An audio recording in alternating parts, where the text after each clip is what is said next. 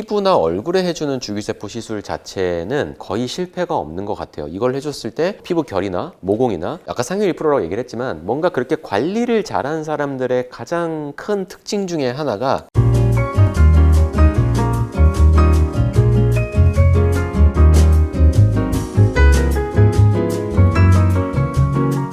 안녕하세요. 청담리투 의원 김재림 원장입니다. 오늘은 저희 PD님이 좀 궁금해하시는 질문을 가지고 영상을 찍어보려고 하는데요. 주제는 상위 1%의 관리법입니다. 이 상위 1%가 이제 뭐냐에 따라서 조금 달라질 수는 있겠지만 제가 생각하는 이런 상위 1%는 기본적으로 뭐 외모가 뭐 잘 관리된 상위 1%일 수도 있지만 꼭 그런 게 아니라도 여유가 있고 관리에 투자할 시간도 있고 좋은 사회적인 어떤 지위 뭐 이런 게 있는 분들 이런 분들이 병원에 많이 계시기 때문에 그런 분들이 어떤 관리를 하냐를 많이 궁금해 하시는 것 같더라고요. 그래서 그 부분을 영상으로 찍어보도록 하겠습니다. 원장님 유튜브에서 상위 1%들은 성형을 안 한다 뭐 이런 얘기도 있던데 그게 진짠가요? 저도 그 영상 한번 얼핏 봤던 것 같긴 한데 상위 1%를 어떻게 규정 짓냐에 따라서 다르겠지만 사회적 지위도 있고 여유도 있고 시간적인 여유까지 있는 이런 분들을 이제 상위 1%라고 지칭한다고 했을 때 그러한 분들이라고 해서 성형을 절대 안 한다 이러진 않는 것 같아요. 그분들도 예를 들어 어렸을 때 성형을 한두 포인트 하신 분도 있고 나이가 들어서도 뭐 거상 이런 거를 하시게 되는 분들도 있는 것 같고 무조건적으로 성형을 안 한다 이거는 아닌 것 같아요.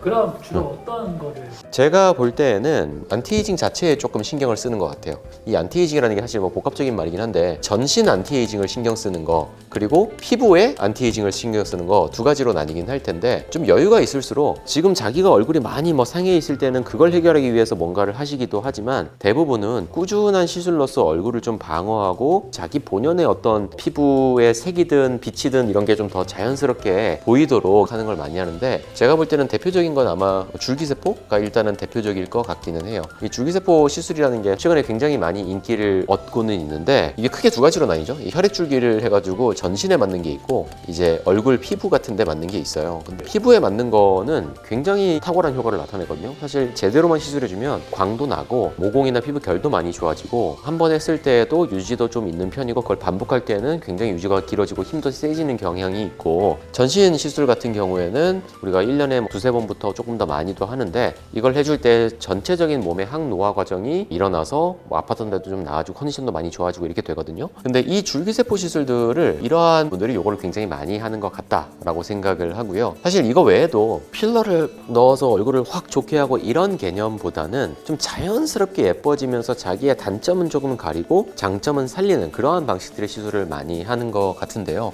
예를 들어 이것도 사실 안티에이징의 개념이긴 하지만 꾸준히 또는 드문드문 하더라도 해놓고 나면 시간이 지났을 때 얼굴이 뭔지 모르게 예를 들어 낯빛이라고 표현하는데 낯빛이 좋아지고 아니면 얼굴의 라인이 부드러워져서 뭔지 모르겠는데 저 사람의 얼굴은 젊어 보이는 느낌이 나는 그러한 얼굴을 만드는 데에 관련된 시술들을 많이 하는 것 같습니다. 옛날에는 한 50대, 60대 되면 티가 많이 났는데 요즘 연예인분들, 여배우분들 보면 50대 들어가신 분들도 지금 보면 30대 후반, 30대 중반처럼 보이는 분들도 많잖아요. 그럼 이게 이제 이러한 트렌드 때문에 그게 유지가 되는 건가요? 저도 그 생각을 사실 많이 해보기도 하고 많은 분들이 여쭤보기는 하는데 몇 가지의 복합체인 것 같기는 해요. 시술을 꾸준히 해나가는 거에서도 예전보다는 좀 접근성들이 많이 좋아졌기 때문에 예를 들어 1년에 한 번 써마제, 울세라, 소프웨이브 이런 거를 한다라던가 뭐 줄기세포 시술이나 핀페이스, 뭐 BBL 여러 가지 안티에이징 시술들 중에 오마카세처럼 콜라보로 그때그때 필요한 것들을 꾸준히 해주기 때문에 좋아지는 것도 당연히 있는 것 같고 두 번째로는 저는 이러한 부분에서 사실 가장 중요한 거는 유전자와 생활, 습관, 환경 이런 것도 저는 중요하다고는 생각을 합니다.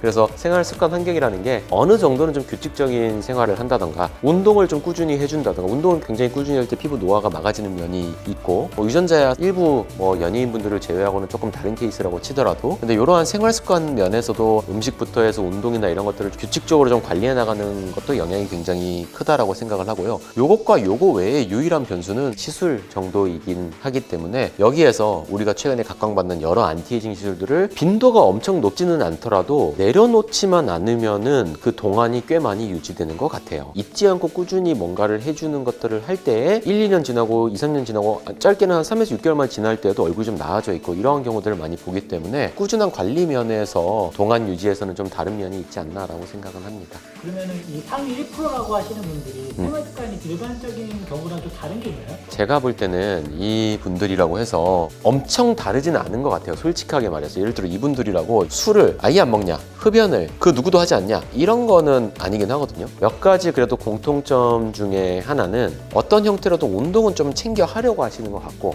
또 하나는 제가 볼 때 제일 좀 중요한 거긴 한데 여자분들은 체중에 굉장히 민감해서 나 1, 2kg 쪄서 다이어트 해야 돼, 나 지금 살 빼야 돼 이런 거를 굉장히 입에 달고 사시는 반면에 남자분들은 별로 그런 거 개의치 않고 나 요새 좀 살이 많이 쪘다 하고 얘기 들어보면 3kg, 5kg 쪄 있거든요. 그런 기준점이 좀 다른 것들이 제가 볼 때는 굉장히 중요하다고 생각하는데, 그게 조금 올라가려고 할 때 나 지금 그러면 안 되는데 라고 해서 조절하려는 거, 이제 식사량 같은 게 되겠죠. 근데 이러한 분들도 뭔가 얼굴이 좀 상해가는 것 같을 때에는 놓치지 않고 와서 뭔가를 하려고 하는 그런 일종의 안테나를 좀 세워둔 채로 살아가는 것 같다. 체중이 됐든 뭐 살이 됐든 뭐가 무너지는 것 같으면 본인이 스스로 뭐 식사량이 됐든 운동을 통해서 그거를 좀 제어하려고 하던가, 뭐 일종의 자기관리라고 볼 수 있는데, 이러한 영역의 자기관리를 넘어서 나의 상태에 대해서도 내가 최근에 뭔가를 안 한 지 좀 됐기 때문에 안티에이징을 해야지 않을까 해서 왔다라고 말씀하시는 빈도가 조금 더 높은 것 같아요. 조금 더 섬세하게 조금 케어를 하려고 노력하시는 것 같다. 그럼 줄기세포가 도대체 어떤 효과가 있길래 이렇게 요즘 다들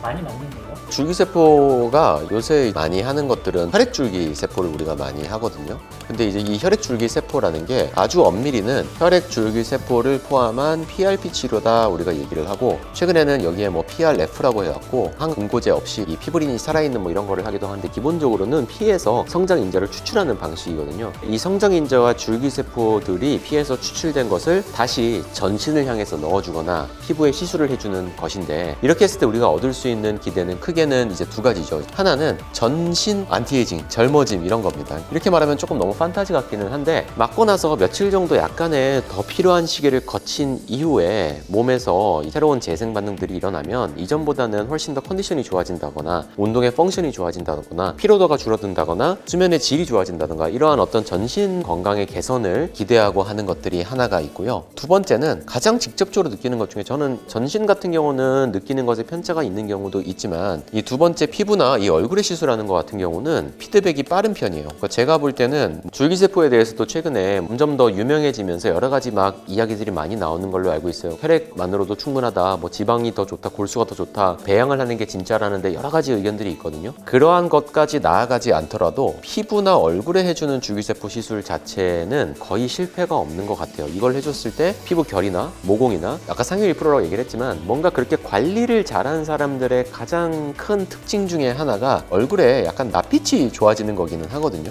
저 사람 되게 컨디션 좋아 보인다, 아니면 뭔가 귀티가 난다 이런 얘기들을 할 때 그 개념에는 언제나 이 낯빛이 좀 밝은 것이 같이 포함이 돼 있거든요. 근데 이 낯빛이라는 게 피부의 상태가 좋고, 우리가 잘 자고 나면 얼굴이 뽀얀 것처럼 피부에 꼭 하얗다 어둡다가 아니라 피부의 밝기가 좀 밝다, 브라이트닝의 개념인 거죠. 자기 톤에서 밝은 느낌이나 광이 나는 느낌들을 우리가 보고 저 사람의 컨디션이 좋아 보인다, 얼굴이 좋아 보인다 이런 얘기를 많이 하는데, 줄기세포 시술들을 얼굴에 해줄 때 이런 낯빛이 좋아진다거나 피부에 광이 난다거나 결이 좋아진다거나 매끈매끈하거나 이런 체감은 무조건 굉장히 좋기 때문에 이것만을 위해서도 피부 줄기세포를 하시기도 하고, 사실은 이걸 하면서 전신 안티에이징을 같이 하시는 비율이 높은 것 같고, 또 최근에는 요거에 나아가서 뭐 자가 엑소존 이런 거를 추가해서 같이 좀 재생 효과를 높이기 위해서도 많이 하시는 것 같습니다.